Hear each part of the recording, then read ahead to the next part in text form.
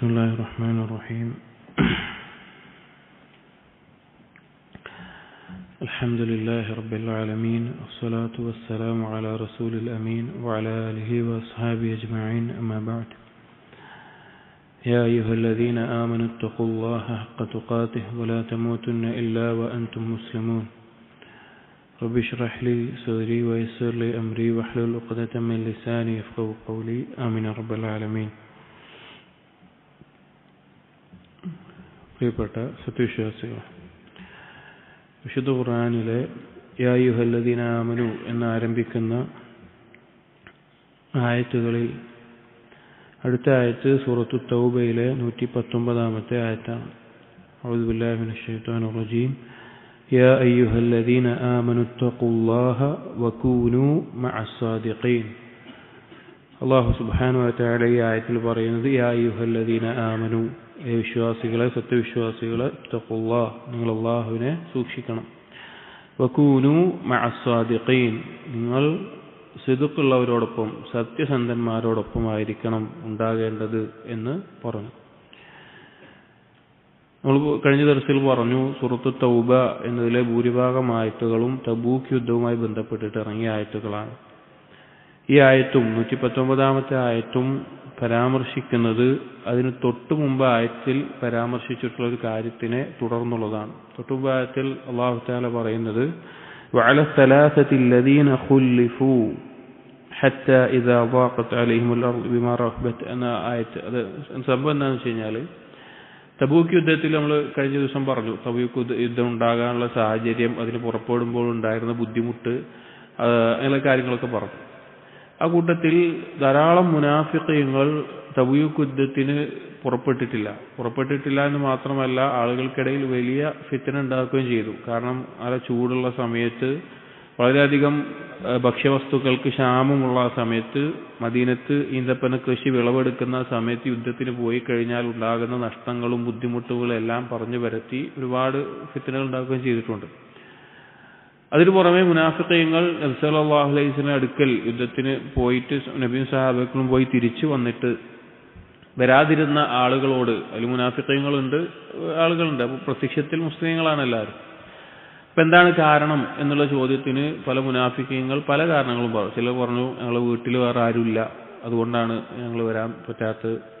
മറ്റു ചിലർ പറഞ്ഞു അന്ന് തബൂക്കിൽ അന്ന് റോമക്കാരുടെ കീഴിലാണ് ഷാമിന്റെ പ്രദേശമായിട്ടുള്ള തബൂക്ക് ഉള്ളത്. അപ്പോൾ ആ റോമക്കാരായിട്ടുള്ള സ്ത്രീകളൊക്കെ കണ്ടു കഴിഞ്ഞാൽ ഞങ്ങൾക്ക് ആഗ്രഹം തോന്നും, ഞങ്ങൾ വഴികേടിലാവും, അതുകൊണ്ടാണ് എന്ന് പറഞ്ഞ് വെറുതെ കള്ളന്യായങ്ങൾ പറയായിരുന്നു.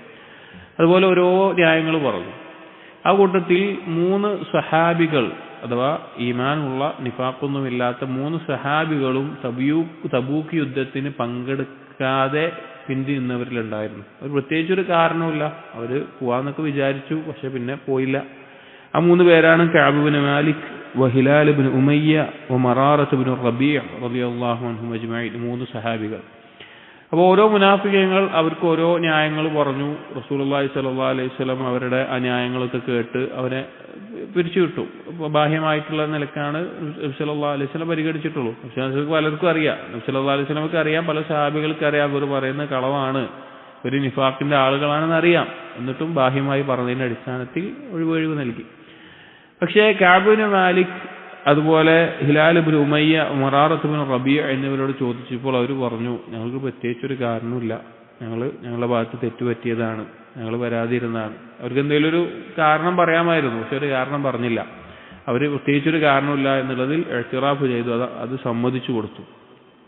അങ്ങനെ നബി സല്ലല്ലാഹു അലൈഹി വസല്ലം സഹാബികളോട് അവരെ ഹജ്ർ ചെയ്യാൻ വേണ്ടി കൽപ്പിച്ചു. അവരോട് സംസാരിക്കാതെ അവരെ അകറ്റി നിർത്തുന്ന അവസ്ഥ. അങ്ങനെ ഒരുപാട് 40 ദിവസത്തോളം അവർ ഹജ്ർ ചെയ്തു. ഒരു മസ്ജിദിൽ ആദ്യമൊക്കെ വരും, നിസ്കരിക്കും, ആരും ഉണ്ടോന്നില്ല. നബി സല്ലല്ലാഹു അലൈഹി വസല്ലമ സംസാരിക്കൽ, ആരും ഉണ്ടൂല, അവർ കഴിഞ്ഞ് പോകും. അങ്ങനെ അവർക്ക് ഭയങ്കര ബുദ്ധിമുട്ടായി. പിന്നെ കുറച്ച് കഴിഞ്ഞ് കുടുംബത്തിൽ നിന്ന് തന്നെ, ഭാര്യമാരിൽ നിന്ന് തന്നെ അകന്നു നിൽക്കണം എന്നുള്ള അവസ്ഥയിലായിട്ട് ആകെ ഒറ്റപ്പെട്ട അവസ്ഥയിൽ അവർ മാറി. അതാണ് ആയത്തിൽ അല്ലാഹു പറയുന്നത് ഹത്താ ഇദാ ളാഖത് അലൈഹിമുൽ അർദ് ബിമാ റഹബത്, ഭൂമി വിശാലമായിട്ടും അവർക്ക് അത് ഇടുങ്ങിയതായി തോന്നി. വവാഖത് അലൈഹിം അൻഫുസുഹും, അവരെ സ്വന്തം തന്നെ അവർക്ക് ഇടുങ്ങിയതായ അവസ്ഥയിൽ തോന്നി. അപ്പൊ അവർക്ക് എന്തെങ്കിലും ഒരു ഒഴിവ് കഴിവ് പറഞ്ഞ്, എന്തെങ്കിലും ഒരു കാരണം പറഞ്ഞ് അവർക്ക് രക്ഷപ്പെടായിരുന്നു. കാരണം ഒരുപാട് മുനാഫിക്കീങ്ങൾ അവിടെ ഇതൊന്നും അനുഭവിക്കേണ്ട ആവശ്യമില്ലാതെ അവർ സുഖമായി മുസ്ലിമീങ്ങളുടെ കൂടെ ജീവിക്കുന്നുണ്ട്. പക്ഷെ ഇവർ 3 പേരെ നബി സല്ലല്ലാഹു അലൈഹി വസല്ലം കൽപ്പന പ്രകാരം ഹജ്ർ ചെയ്ത് അകറ്റി നിർത്തുന്ന അവസ്ഥയിൽ ഒന്ന് ആലോചിച്ച് നോക്കി. ഒരു നാട്ടിൽ നമ്മളെ കുറച്ച് ആൾക്കാരെ മാത്രം ബാക്കിയുള്ളവരൊക്കെ ഒറ്റപ്പെടുത്തുന്ന അവസ്ഥ. അങ്ങനെ ഒരു വല്ലാത്ത മാനസികമായ സംഘർഷത്തിലായി. അവർക്ക് വബന്നു അല്ല മൽജഅ മിനല്ലാഹി ഇല്ലാ ഇലൈഹി, ഇതിന് അള്ളാഹുവിൽ നിന്നല്ലാതെ രക്ഷയുമില്ല എന്നുള്ള നിലക്ക് അവർ മനസ്സിലാക്കി. അവർ തൗബ ചെയ്ത് മടങ്ങി ചെയ്ത അബദ്ധം എടുത്ത് പറഞ്ഞു. അങ്ങനെ അല്ലാഹു സുബ്ഹാനഹു വ തആല അവരെ തൗബ സ്വീകരിച്ചതായിട്ട് ആയത്തിറക്കി. അവരെ തൗബ സ്വീകരിച്ചു എന്ന് പറഞ്ഞ ആയത്തിറക്കി. നബി സല്ലല്ലാഹു അലൈഹി വസല്ലം സന്തോഷത്തോടെ അത് അറിയിച്ച് അവരെ സ്വീകരിക്കുകയൊക്കെ ചെയ്ത ചരിത്രമുണ്ട്. കുറച്ച് ദീർഘമായിട്ട് ഒരുപാട് പാഠങ്ങൾ മുഅ്മിനീങ്ങൾക്ക് പഠിക്കാനുണ്ട്. ഇബ്നുൽ ഖയ്യിം റഹിമഹുല്ലാ സാദുൽ മആദിലെല്ലാം ആ ഭാഗം ഒരു ഫസ്ലായിക്കൊണ്ട് വിശദീകരിച്ച് അതിൽ നിന്നുള്ള ഫവായിദുകളൊക്കെ കൊടുത്ത് വിശദീകരിക്കുന്നുണ്ട്. അപ്പൊ ആ സംഭവം പറഞ്ഞതിന് ശേഷമാണ് അല്ലാഹു സുബ്ഹാനഹു വ തആല ഈ ആയത്ത് പറയുന്നത്. ഇതിലെന്താണ് പറഞ്ഞത്? യാ അയ്യുഹല്ലദീന ആമനു, മുഅ്മിനീങ്ങളെ തഖ്വല്ലാഹ്. ഒന്നാമത്തെ തഖ്വയാണ്. നമ്മൾ പല ആയത്തുകളിലും അല്ലാഹു തആല പറഞ്ഞിട്ടുള്ള കാര്യമാണ് തഖ്വ എന്നുള്ളത്. വകൂനൂ മഅസ്സാദിഖീൻ, നിങ്ങൾ സിദ്ഖുള്ളവരുടെ കൂടെയാവുക. കാരണം നിഫാഖിന്റെ അടിസ്ഥാനം എന്ന് പറഞ്ഞാൽ കദിബാണ്. അല്ലാഹു സുബ്ഹാനഹു വ തആല ഏതൊരു പരീക്ഷണവും മനുഷ്യരിൽ വെച്ചിട്ടുള്ളത്, ഇപ്പൊ നമ്മുടെയൊക്കെ ജീവിതത്തിൽ ഏതൊരു പരീക്ഷണവും സംഭവിക്കുന്നത് നമ്മുടെ ഖൽബിലെ സിദ്ഖും കദിബും വേർതിരിക്കാൻ വേണ്ടിയിട്ടാണ്. സൂറത്തുൽ അൻകബൂത്തിലെ പറഞ്ഞതുപോലെ ഫലയഅലമന്നല്ലാഹു അല്ലദീന സദഖൂ വലയഅലമന്നൽ കാദിബീൻ, ഈമാനുള്ള ആളുകളിൽ പരീക്ഷണം അവരിൽ സിദ്ഖുണ്ടോ ഇല്ലേ, അവർ പറഞ്ഞ ലാ ഇലാഹ ഇല്ലല്ലാഹ്, അവർ പറയുന്ന കാര്യങ്ങൾ, അവർ പ്രവർത്തിക്കുന്ന കാര്യങ്ങൾ അത് സത്യസന്ധമാണോ അല്ലേ, അത് കദിബോട് കൂടിയാണോ അല്ലേ. മരണം വരെയുള്ള നമ്മളിൽ ഉണ്ടാകുന്ന പരീക്ഷണം അതിനു വേണ്ടിയിട്ടാണ്. അത് പല രീതിയിലായിരിക്കാം, ഓരോ വ്യക്തിക്കും ഓരോ തരത്തിലായിരിക്കാം. അപ്പൊ ഈ ആയത്തിൽ ഈ 3 സ്വഹാബികൾ ഇത്രയധികം ഒറ്റപ്പെടലും ഇത്രയധികം മാനസിക സംഘർഷവും എല്ലാം അനുഭവിച്ചിട്ടും അവരാ തെറ്റ് അംഗീകരിച്ച് അവിടെ നിന്നു എന്നുള്ളത് അവരുടെ സിദ്ഖാണ് എന്നതാണ് ഈ ആയത്തിലൂടെ അല്ലാഹു സുബ്ഹാനഹു വ തആല അറിയിക്കുന്നത്. കഅബ് ഇബ്നു മാലിക് റളിയല്ലാഹു അൻഹു തന്നെ പിന്നീട് ഈ സംഭവത്തെ കുറിച്ച് പറയുന്നുണ്ട്. ഫവല്ലാഹി മാ അഅലമു അഹദൻ, അല്ലാഹുവാണ് എനിക്ക് ഒരാളെ അറിയില്ല, അബ്ലാഹുല്ലാഹു ഫീ സിദ്ഖിൽ ഹദീസ് അഹ്സന മിമ്മാ അബ്ലാനി മാ തഅമ്മദ്തു മുൻദു ദക്കർതു ദാലിക ലിറസൂലില്ലാഹി സ്വല്ലല്ലാഹു അലൈഹി വസല്ലം ഇലാ യൗമി ഹാദാ കദിബൻ വഅൻസല അല്ലാഹു അലാ റസൂലിഹി ലഖദ് താബ അല്ലാഹു അലൻ നബി വൽ മുഹാജിരീൻ വൽ അൻസാർ. ഈ എന്റെ വിഷയത്തിൽ ഇറങ്ങിയ ഈ ആയത്ത് പോലെ, അഥവാ തൗബ സ്വീകരിച്ചുകൊണ്ട് അതുപോലെ തന്നെ സിദ്ഖ് അറിയിച്ചുകൊണ്ട് ആയത്തിറങ്ങിയ പോലെ വേറൊന്നും അറിയില്ല എന്ന് നിലക്ക് പറയുന്നുണ്ട്. അതായത് ഇവിടെ ഈ ആയത്തിൽ അള്ളാഹു പറയുന്നത് സിദ്ഖുള്ളവരായിരിക്കണം നമ്മൾ. സിദ്ഖ് എന്ന് പറഞ്ഞു കഴിഞ്ഞാൽ തൗഹീദുൽ ഇറാദ എന്ന് പറയും. തൗഹീദുൽ ഇറാദത്താണ് സിദ്ഖ് എന്ന് പറയുന്നത്. നമ്മൾ പറയുന്ന വാക്ക്, ചെയ്യുന്ന പ്രവർത്തനങ്ങൾ ഇതെല്ലാം സത്യസന്ധമാവുക എന്നുള്ളത്. പണ്ഡിതന്മാർ പറഞ്ഞത് കാണാം, ഇഖ്ലാസ് ഉണ്ടാവുക എന്നുള്ളത് തന്നെ ബുദ്ധിമുട്ടുള്ളൊരു കാര്യമാണ്. ഇഖ്ലാസിൽ സിദ്ഖ് ഉണ്ടാവുക എന്നുള്ളത് അതിനേക്കാൾ ബുദ്ധിമുട്ടുള്ള ഒരു കാര്യമാണ്. ഈ സഹാബികൾ ആ ഒരു സന്ദർഭത്തിലും ആ ഒരു അവസ്ഥയിലും ആ ഒരു സാഹചര്യത്തിലും അവരാ സത്യം പറഞ്ഞു എന്നുള്ളത് അവരുടെ സിദ്ഖിന്റെ അടയാളമാണ്. അതുകൊണ്ട് അങ്ങനെയുള്ള സിദ്ഖുള്ളവരായിരിക്കണം നിങ്ങൾ, അങ്ങനെയുള്ള ആളുകളോടൊപ്പമായിരിക്കണം നിങ്ങൾ എന്ന് അല്ലാഹു തആല ഈ ആയത്തിൽ പറയാണ്. അതുപോലെ ആദ്യം ഇത്തഖുല്ലാ എന്ന് പറഞ്ഞിട്ടാണ് വകൂനു മഅസ്സാദിഖീൻ എന്ന് പറഞ്ഞത്. ഇതിന്റെ അടിസ്ഥാനത്തിൽ ഉലമാക്കൾ പറയാറുണ്ട്, തഖ്വയുടെ അടിസ്ഥാനം എന്ന് പറഞ്ഞാൽ അത് സിദ്ഖാണ്. തഖ്വയുടെ അടിസ്ഥാനം എന്ന് പറഞ്ഞാൽ അത് സിദ്ഖാണ്. അപ്പോൾ സത്യസന്ധത, സിദ്ഖ് എന്നുള്ളത് നമ്മൾ അള്ളാഹുവിന് തെളിയിച്ചു കൊടുക്കേണ്ട, നമ്മുടെ ജീവിതം കൊണ്ട്, നമ്മുടെ വാക്കുകൊണ്ട്, പ്രവർത്തനങ്ങൾ കൊണ്ട്, നിയ്യത്തുകൾ കൊണ്ട് തെളിയിച്ചു കൊടുക്കേണ്ട ഒരു കാര്യമാണ് സിദ്ഖ് എന്നുള്ളത്. അങ്ങനെ സിദ്ഖുള്ള ആളുകളോടൊപ്പമാണ് നമ്മൾ നിൽക്കേണ്ടത്. ഏതെങ്കിലും തരത്തിൽ കപടത നിറഞ്ഞ പ്രവർത്തനങ്ങൾ ചെയ്യുന്ന അങ്ങനെയുള്ള ആളുകൾ, അതൊരു സംഘമാവട്ടെ, കൂട്ടമാവട്ടെ, അല്ലെങ്കിൽ വിഭാഗമാവട്ടെ, സംഘടനയാവട്ടെ, എന്തുമാവട്ടെ, അങ്ങനെയുള്ള ആളുകളോടൊപ്പം ഒരു മുസ്ലിം കൂടി നിൽക്കാൻ പാടില്ല. അവൻ സിദ്ഖുള്ള ആളുകളോടൊപ്പമായിരിക്കണം നിൽക്കേണ്ടത്. അടുത്ത ആയത്ത് സൂറത്തു തൗബയിലെ 123-ാമത്തെ ആയത്താണ്. ഈ ആയത്തിൽ അല്ലാഹു തആല പറയുന്നു, യാ അയ്യുഹല്ലദീന ആമനൂ ഖാതിലുൽ ലദീന യലൂനകും മിനൽ കുഫാർ വൽയജിദു ഫീകും ഗിൽദ വഅലമു അന്നല്ലാഹ മഅൽ മുത്തഖീൻ. യാ അയ്യുഹല്ലദീന ആമനൂ, മുഅ്മിനീങ്ങളെ വിളിച്ചിട്ട് അല്ലാഹു പറയാണ്, ഖാതിലുൽ ലദീന യലൂനകും മിനൽ കുഫാർ, നിങ്ങളോട് അടുത്ത് കിടക്കുന്ന കുഫാറുകളുമായിട്ട് നിങ്ങൾ ആദ്യത്തിൽ യുദ്ധം ചെയ്യുക. വലയജിദു ഫീകും ഗില്ല, നിങ്ങളിലുള്ള ആ ഗില്ലത്ത് അഥവാ ഒരു അമർഷം, ഒരു ഈർഷ്യത അവർ മനസ്സിലാക്കട്ടെ എന്ന് പറയാം. അതായത് നമുക്കറിയാം, മുസ്ലിമീങ്ങൾ പല നാടുകളുമായിട്ട് കുഫാറുകളുമായിട്ട് യുദ്ധം ചെയ്ത സന്ദർഭത്തിൽ യുദ്ധത്തിൽ ശ്രദ്ധിക്കേണ്ട പ്രധാനപ്പെട്ട ഒരു കാര്യമാണ് തൊട്ടടുത്തുള്ള കുഫാറുകളുമായിട്ടാണ് ആദ്യം യുദ്ധം ചെയ്യേണ്ടത്. അതായത് തൊട്ടടുത്തൊക്കെ കുഫാറുകൾ ഉണ്ടായിട്ട് ദൂരത്തുള്ള ഒരു ശത്രുക്കളുമായിട്ട് യുദ്ധം ചെയ്യുക എന്നുള്ളത് ബുദ്ധിയുള്ള ഒരു കാര്യമല്ല. അതുകൊണ്ട് തന്നെ അല്ലാഹു തആല ആദ്യം തൊട്ടടുത്തുള്ള ശത്രുക്കളുമായി യുദ്ധം ചെയ്യുക എന്ന് പറയാം. അങ്ങനെ തന്നെയാണ് നബി സല്ലല്ലാഹു അലൈഹി വസല്ലം ചെയ്തിട്ടുള്ളത്. ഇപ്പൊ മക്കയും മദീനയും കഴിഞ്ഞ് ത്വായിഫ് കഴിഞ്ഞ് അങ്ങനെ അടുത്തുള്ള പ്രദേശങ്ങൾ കഴിഞ്ഞിട്ടാണ് അതുപോലെ മദീനത്തുണ്ടായിരുന്ന ബനു ഖുറൈള, ബനു നളീർ എന്നീ ഗോത്രങ്ങൾ അവരുമായിട്ടൊക്കെ കഴിഞ്ഞിട്ടാണ് തബൂക്കിൽ പോകുന്നത്. തബൂക്ക് എന്ന് പറഞ്ഞു കഴിഞ്ഞാൽ അന്ന് റോമൻ ഭരണകൂടത്തിന് കീഴിൽ ഷാമിന്റെ പ്രദേശമായിട്ടുള്ളതാണ്. അപ്പോ ആ റോമക്കാരുമായിട്ട് യുദ്ധത്തിന് പോകുന്നതിന് മുമ്പ് ചുറ്റുഭാഗത്തുള്ള കുഫാറുകളുമായിട്ടൊക്കെ യുദ്ധം ചെയ്തതിന് ശേഷമാണ് തബൂക്കിലേക്ക് നബി സല്ലല്ലാഹു അലൈഹി വസല്ലം സഹാബികളും പുറപ്പെടുന്നത്. അതിനുശേഷം അബൂബക്കർ സിദ്ദീഖ് റളിയല്ലാഹുവിന്റെ കാലത്താവട്ടെ ഉമർ റളിയല്ലാഹുവിന്റെ കാലത്താവട്ടെ ഇസ്ലാമിക ഭരണകൂടം അവർ വലുതാകുന്നത് ഇങ്ങനെ അടുത്തടുത്തുള്ള പ്രദേശങ്ങളുമായിട്ട് യുദ്ധം ചെയ്തിട്ടാണ്. അപ്പൊ അങ്ങനെ ചെയ്യണം എന്ന് അല്ലാഹു തആല പറയാണ്. വഅലമു അന്നല്ലാഹ മഅൽ മുത്തഖീൻ, നിങ്ങൾ മനസ്സിലാക്കണം അള്ളാഹു തഖ്വയുള്ളവരുടെ കൂടെയാണ്. തഖ്വ എന്ന് പറഞ്ഞാൽ നമുക്കറിയാം അള്ളാഹുവിന്റെ കൽപ്പന അനുസരിക്കുക, വിരോധനങ്ങൾ ഒഴിവാക്കുക. അപ്പോൾ അള്ളാഹുവിന്റെ ആ സാമീപ്യ മഅയ്യത്ത് പ്രത്യേകമായിട്ടുള്ള ഖാസായിട്ടുള്ള സഹായവും പിന്താങ്ങലും ഒക്കെ കിട്ടണമെങ്കിൽ തഖ്വ ഉണ്ടായിരിക്കണം. അപ്പൊ അള്ളാഹുവിന്റെ തഖ്വയിൽപ്പെട്ട കാര്യമാണ് അള്ളാഹു കൽപ്പിച്ചതുപോലെ കാര്യങ്ങൾ ചെയ്യുക എന്നുള്ളത്. അതാണ് ഈ ആയത്തിൽ അള്ളാഹു സുബ്ഹാനഹു വ തആല മുഅ്മിനീങ്ങളെ ഓർമ്മിപ്പിക്കുന്നത്. അടുത്ത ആയത്ത് സൂറത്തുൽ ഹജ്ജിലെ 77-ാമത്തെ ആയത്താണ്. സുജൂദ് തിലാവ വരുന്ന ആയത്താണ്. ഇതിൽ അല്ലാഹു തആല പറയുന്നത് യാ അയ്യുഹല്ലദീന ആമനു, മുഅ്മിനീങ്ങളെ ഇർകഉ വസ്ജുദു വഅ്ബുദു റബ്ബക്കും വഫ്അലുൽ ഖൈറ ലഅല്ലക്കും തുഫ്ലിഹൂൻ. മുഅ്മിനീങ്ങളെ വിളിച്ചുകൊണ്ട് ചില കാര്യങ്ങൾ അല്ലാഹു തആല കൽപ്പിക്കുകയാണ്. അതിൽ പറഞ്ഞു ഇർകഉ വസ്ജുദു, റുകൂഉ ചെയ്യുക, സുജൂദ് ചെയ്യുക. അതായത് നിസ്കാരത്തിനുള്ള കൽപ്പനയാണത്. നിസ്കാരത്തിനെ പൊതുവായി നിസ്കാരം എന്ന് പറയുന്നതിന് പകരമായി റുകൂഉ എന്നുള്ള വാക്കിലും സുജൂദ് എന്നുള്ള വാക്കിലും പറയാറുണ്ട്. ഖുർആനിലും ഹദീസിലും എല്ലാം ഈ പദങ്ങൾ ഉപയോഗിച്ചുകൊണ്ട് നിസ്കാരത്തെ പറയുന്നത് കാണാം. എന്തുകൊണ്ടാണ് ഈ പദങ്ങൾ ഉപയോഗിക്കുന്നത്? കാരണം നിസ്കാരത്തിൽ വളരെ മഹത്വമുള്ള രണ്ട് രൂപങ്ങളാണ് റുകൂഉ സുജൂദ് എന്നുള്ളത്. അല്ലാഹുവിന് മുമ്പിൽ അല്ലാതെ ഒരു മഖ്ലൂഖിന്റെ മുമ്പിൽ ഒരു അടിമ എന്ത് ചെയ്യാൻ പാടില്ല? റുകൂഉ സുജൂദോ ചെയ്യാൻ പാടില്ല, ഒരു മുസ്ലിം ചെയ്യാൻ പാടില്ല. കാരണം ഒരു മനുഷ്യന്റെ മുമ്പിൽ അല്ലെങ്കിൽ മറ്റൊരാളുടെ മുമ്പിൽ തന്റെ താഴ്മ, തന്റെ ഖുദൂഅ്, തന്റെ വിധേയത്വം ഇതെല്ലാം പ്രകടമാക്കുന്ന ഒരു അവസ്ഥയാണ് ഈ രണ്ടെണ്ണം. നമ്മൾ ആലോചിച്ചു, റുകൂഇന്റെ രൂപം ആലോചിച്ചു നോക്കെ. നമ്മൾ നടു വളച്ചുകൊണ്ട് അത് നിവർത്തി വെച്ച് തല താഴ്ത്തിക്കൊണ്ട് നമ്മൾ അള്ളാഹുവിനെ മഹത്വപ്പെടുത്തുകയാണ്. സുബ്ഹാന റബ്ബിയൽ അസീം എന്ന് പറയുകയാണ്, അള്ളാഹുവിനെ മഹത്വപ്പെടുത്തുകയാണ്. അപ്പൊ ആ ഒരു രൂപം ആലോചിച്ച് നോക്കി, ഒരു എത്ര താഴ്മയോടുകൂടി കാണിക്കുന്ന ഒരു രൂപമാണത്. അതുപോലെ തന്നെ സുജൂദിന്റെ രൂപം, ആ സുജൂദിന്റെ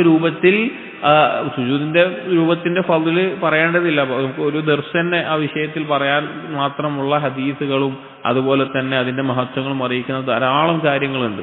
ആ രൂപം ആലോചിച്ച് നോക്കി, അവിടെ അള്ളാഹുവിന്റെ മഹത്വത്തെ, ഉന്നതിയെ അവിടെ പുകഴ്ത്തുന്നു, സുബ്ഹാന റബ്ബിയൽ അഅല എന്ന് പറഞ്ഞിട്ട്. ഈ രണ്ട് രൂപത്തിന്റെ ആ പ്രത്യേകത അറിയിക്കുന്നത് കൊണ്ടാണ് നിസ്കാരം എന്ന് പൊതുവായി പറയാതെ റുകൂഉ ചെയ്യുക, സുജൂദ് ചെയ്യുക എന്ന് അല്ലാഹു സുബ്ഹാനഹു വ തആല പറഞ്ഞിട്ടുള്ളത്. റുകൂഉനും സുജൂദിനും വേറെ ചില പ്രത്യേകതകളുണ്ട്. ആ രണ്ട് രൂപത്തിൽ ഖുർആൻ പാരായണം പാടില്ല എന്നുള്ളത് പറഞ്ഞിട്ടുണ്ട്.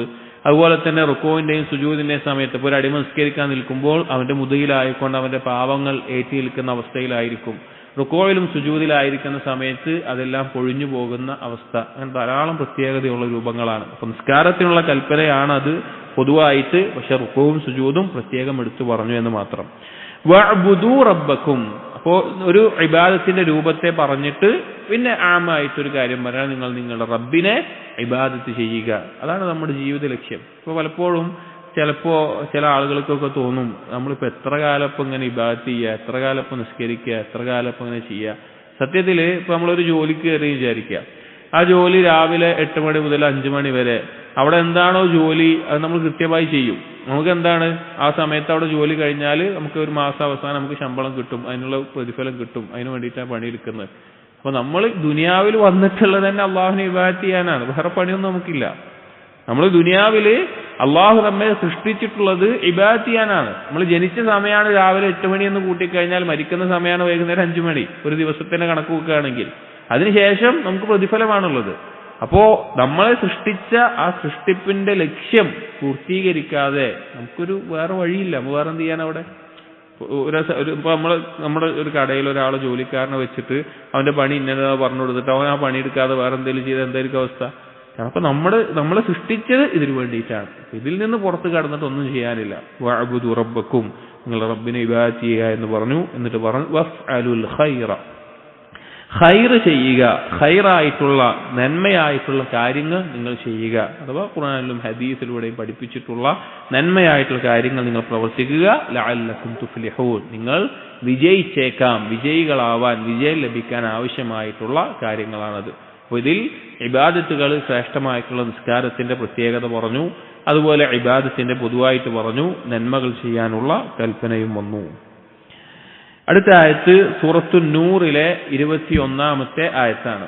അടുത്ത ആയത്ത് സൂറത്തു നൂറിലെ 21-ാമത്തെ ആയത്ത്.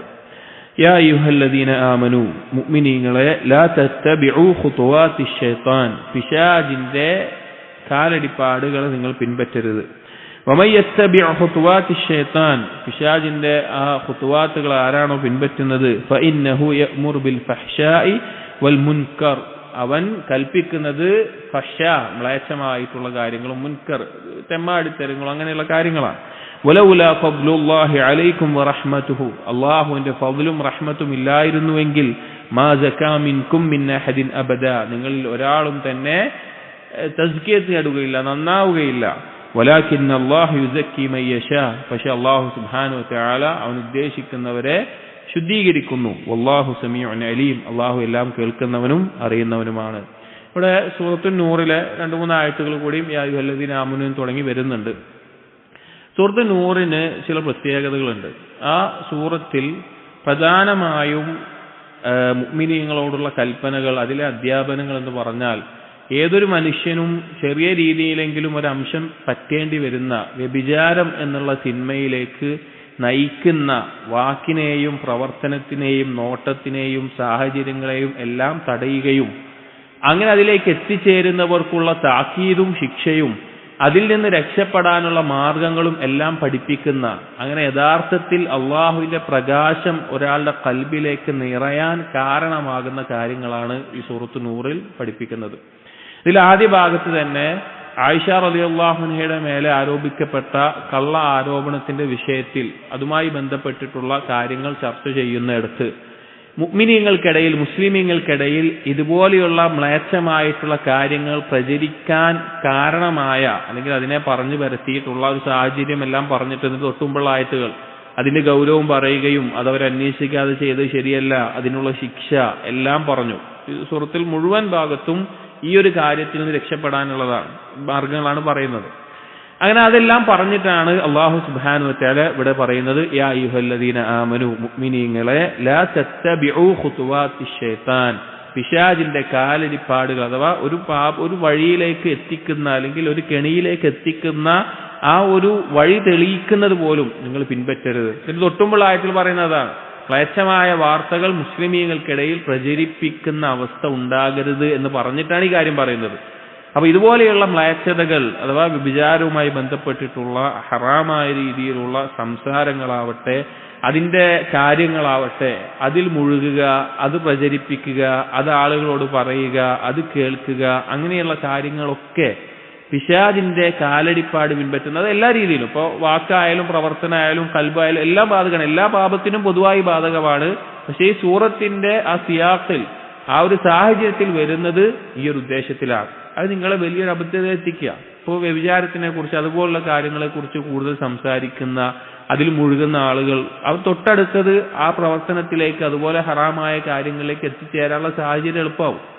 അതുകൊണ്ട് അത് പിൻപറ്റരുത് എന്ന് പറയാം. എന്നിട്ട് പറയാണ് വമൻ യത്തബിഉ ഖുതുവാതിശ് ശൈത്താൻ, ആരാണോ പിശാചിന്റെ ആ കാലടിപ്പാടുകളെ അതൊന്നും ശ്രദ്ധിക്കാതെ അതിൽ നിന്നും അകന്നു നിൽക്കാതെ അതിലേക്കൊക്കെ മുഴുകി പോകുന്നത്, ഫഇന്നഹു യഅ്മുറു ബിൽ ഫഹ്ശാഇ വൽ മുൻകർ, പിശാച് കൽപ്പിക്കുക ബിൽ ഫഹ്ശ.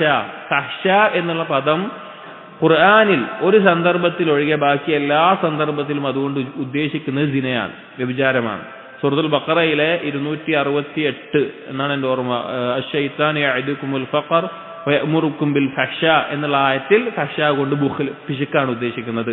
ബാക്കി എല്ലാ ആയത്തുകളിലും ഫഹ്ശാ കൊണ്ട് ഖുർആനിൽ വേറെ സ്ഥലങ്ങളിലെല്ലാം ഉദ്ദേശിക്കുന്നത് സിനയാണ്, വ്യഭിചാരമാണ്. പിശാച് പിന്നെ കൽപ്പിക്കുക അതിലേക്കാണ്. വളരെ സൂക്ഷിക്കേണ്ട. സൂറത്തുൻ നൂർ ശരിക്ക് പഠിച്ചു കഴിഞ്ഞാൽ സൂറത്തുൻ നൂർ പേരെന്നെ ആലോചിച്ച് നോക്കി. അള്ളാഹുവിന്റെ നൂറ് കിട്ടണമെങ്കിൽ ആ ആയത്ത് നൂറൊക്കെ വെച്ചിട്ട് ശൈഖുൽ ഇസ്ലാം ഇബ്നു തൈമിയ ഇബ്നുൽ ഖയ്യിം എന്നിവർ പറയുന്നുണ്ട്. അതിന് തൊട്ടുമുള്ള ആയത്തുകളിലാണ് അള്ളാഹു തആല ദൃഷ്ടി താഴ്ത്താനുള്ള കൽപ്പന പറയുന്നത്. അപ്പൊ അള്ളാഹുവിന്റെ നൂറ് ലഭിക്കണമെങ്കിൽ ദൃഷ്ടി താഴ്ത്തുന്നവർക്ക്, അതുപോലെ ഈ വ്യഭിചാരം പോലെയുള്ള തിന്മകൾ ഇന്ന് വ്യാപിച്ചിട്ടുള്ള ഈ ഒരു തിന്മയിൽ നിന്ന് എത്ര അകന്നു നിൽക്കുന്നുവോ അത്രയും അള്ളാഹുവിന്റെ നൂറ് ഖൽബിലേക്ക് ലഭിക്കും.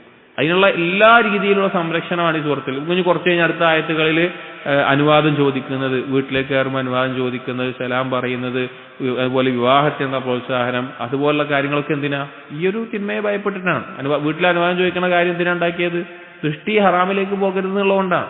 അപ്പൊ ആ രീതിയിൽ പിശാച് അങ്ങനെ അതിനെക്കുറിച്ച് നിങ്ങൾ അതിനെ പറ്റിക്കഴിഞ്ഞാൽ പിന്നെ നിങ്ങളെ വ്യഭിചാരമാണ് കൽപ്പിക്കുക. അതുപോലെ വൽ മുൻകർ, മ്ലേച്ഛമായിട്ടുള്ള തെറ്റായിട്ടുള്ള ബാക്കിയുള്ള കാര്യങ്ങൾ അതിന്റെ തുടർച്ചയായിട്ട് നടന്നുകൊണ്ടേയിരിക്കും. അതിന്റെ തുടർച്ചയായിട്ട് പിശാച് കൽപ്പിച്ചുകൊണ്ടിരിക്കും. എന്നിട്ട് അള്ളാഹു പറയാണ് വലൗലാ ഫദ്ലുല്ലാഹി അലൈക്കും വറഹ്മതുഹു. ഇനി അതിൽ നിന്നൊക്കെ രക്ഷ ലഭിക്കുന്ന ആളുകൾ ഇവരറിയാണ് അള്ളാഹുവിന്റെ ഫളും റഹ്മത്തും ഇല്ലായിരുന്നുവെങ്കിൽ, അതായത് ഒരാൾക്ക് ഹിദായത്ത് ലഭിക്കണമെങ്കിൽ ഹിദായത്തിനുള്ള കാരണം അള്ളാഹുവിന്റെ ഫളും റഹ്മത്തുമാണ്. ഒരാൾക്ക് ഹിദായത്ത് ലഭിക്കുന്നത് അള്ളാഹുവിന്റെ ഔദാര്യമായിട്ടും കാരുണ്യമായിട്ടുമാണ്. ഒരാൾ ലലാലത്തിനാവുന്നത് അള്ളാഹുവിന്റെ ഹിക്മത്തും അദ്ലുമാണ്, അള്ളാഹുവിന്റെ യുക്തിപൂർവ്വമുള്ള നീതിപൂർവ്വമുള്ള തീരുമാനമാണ്. അള്ളാഹു പറയാണ് അള്ളാഹുവിന്റെ ഔദാര്യവും കാരുണ്യവും ഇല്ലായിരുന്നുവെങ്കിൽ മാ സകാ മിൻകും മിൻ അഹദിൻ അബദാ, നിങ്ങളിൽ ഒരാളും തന്നെ ശുദ്ധി പ്രാപിക്കില്ലായിരുന്നു. അഥവാ ഈ രീതിയിൽ അള്ളാഹുവിനെ അനുസരിക്കാനും ഹറാമുകളിൽ നിന്ന് വിട്ടുനിൽക്കാനും ഇതിനൊക്കെ നമുക്ക് സാധിക്കുന്നത്, അങ്ങനെ സാധിക്കുന്ന ആളുകൾക്ക് തൗഫീഖ് ലഭിക്കുന്നത് അള്ളാഹുവിന്റെ ഔദാര്യം കാരുണ്യമാണ്. അതില്ലായിരുന്നെങ്കിൽ നിങ്ങൾ ഒരാളും തന്നെ നന്നാകുന്ന ഒരു അവസ്ഥ ഉണ്ടാകില്ല. അള്ളാഹു പറയാണ് വലാകിന്നല്ലാഹ യുസക്കി മൻ യശാ, അള്ളാഹു സുബ്ഹാനഹു വതആല അവൻ ഉദ്ദേശിക്കുന്നവരെ ശുദ്ധീകരിക്കുന്നു, നന്മയിലായിക്കൊണ്ട് ഖൈറിലായിക്കൊണ്ട് അള്ളാഹു നിലനിർത്തുന്നു. വല്ലാഹു സമീഉൻ അലീം, അള്ളാഹു എല്ലാം കേൾക്കുന്നവനും എല്ലാം അറിയുന്നവനുമാണ് എന്ന് പറയാം. നബി സല്ലല്ലാഹു അലൈഹി വസല്ലം ദുആയിൽ കാണാം അല്ലാഹുമ്മ ആതി നഫ്സി തഖ്വാഹാ വസക്കിഹാ അൻത ഖൈറു മൻ സക്കാഹാ അൻത വലിയുഹാ വമൗലാഹാ. അള്ളാഹു എന്റെ നഫ്സിനെ നീ തഖ്വയുള്ളതാക്കണമേ, അതുപോലെ തന്നെ അതിനെ ശുദ്ധീകരിക്കണമേ, നീയാണ് അതിന്റെ വലിയ, നീയാണ് അതിന്റെ രക്ഷാധികാരി, ഏറ്റവും നല്ല രീതിയിൽ അതിനെ ശുദ്ധീകരിക്കണമേ എന്ന് അള്ളാഹുവിനോട് നബി സല്ലല്ലാഹു അലൈഹി വസല്ലം ദുആ ചെയ്യാറുണ്ടായിരുന്നു. അപ്പോൾ നമ്മൾ നന്നായി ജീവിക്കുന്നു എന്നുള്ളത് നമ്മുടെ കഴിവുകൊണ്ടൊന്നല്ല, നമ്മുടെ ഒരു ഗുണമായിട്ടൊന്നും ആരും കരുതേണ്ട ആവശ്യമില്ല. അള്ളാഹുവിന്റെ ഔദാര്യം കാരുണ്യമാണ്. അതില്ലായിരുന്നുവെങ്കിൽ എന്തായിരിക്കും? നമ്മളൊക്കെ ആ പിശാചിന്റെ കാലടി പിൻപറ്റുന്ന, പിശാചിന്റെ വാക്ക് കേട്ട് പോകുന്ന അവസ്ഥയിലാണ് ഉണ്ടാവുക. പക്ഷെ അള്ളാഹുവിന്റെ ഔദാര്യവും കാരുണ്യവുമാണ് നമ്മൾ ഏറ്റവും അധികം തേടേണ്ടതായിട്ടുള്ള കാര്യം എന്ന് ഈ ആയത്തിൽ അറിയിക്കുകയാണ്. അപ്പോ സൂറത്ത് നൂറിന്റെ ആ ഒരു സിയാഖിൽ ഇതുപോലെയുള്ള തിന്മകളെ ഉദ്ദേശിച്ചാണ്. പൊതുവായിട്ട് ഏത് കാര്യമായാലും പിശാചിന്റെ കാലടിപ്പാടുകളെ പിൻപറ്റുക എന്നുള്ളത്, അഥവാ ഒരു തിന്മ എന്ന് പറയുന്ന, ഒരു പാപം എന്ന് പറയുന്ന അതിലേക്ക് മാത്രമല്ല, അതിലേക്ക് എത്തിക്കുന്ന വഴികൾ ഉണ്ടാകും. ചെറിയ കാര്യങ്ങൾ, അത് ഓരോന്ന് പിൻപറ്റും തോറും നമ്മൾ ആ വലിയ പാപത്തിലേക്ക് വീഴാനായിരിക്കും സാധ്യതയുണ്ടാവുക എന്നാണ് ഈ ആയത്ത് കൊണ്ട് ഉദ്ദേശിക്കുന്നത്. അല്ലാഹു തൗഫീഖ് നൽകട്ടെ. അസ്സലാമു അലൈക്കും സുബ്ഹാനക്കല്ലാഹുമ്മ വബിഹംദിക് അശ്ഹദു അല്ലാ ഇലാഹ ഇല്ലാ അൻത അസ്തഗ്ഫിറുക വഅതൂബു ഇലൈക് വസല്ലല്ലാഹു അലാ നബിയിനാ മുഹമ്മദിൻ വഅലാ ആലിഹി വഅസ്ഹാബിഹി അജ്മഈൻ വൽഹംദുലില്ലാഹി റബ്ബിൽ ആലമീൻ.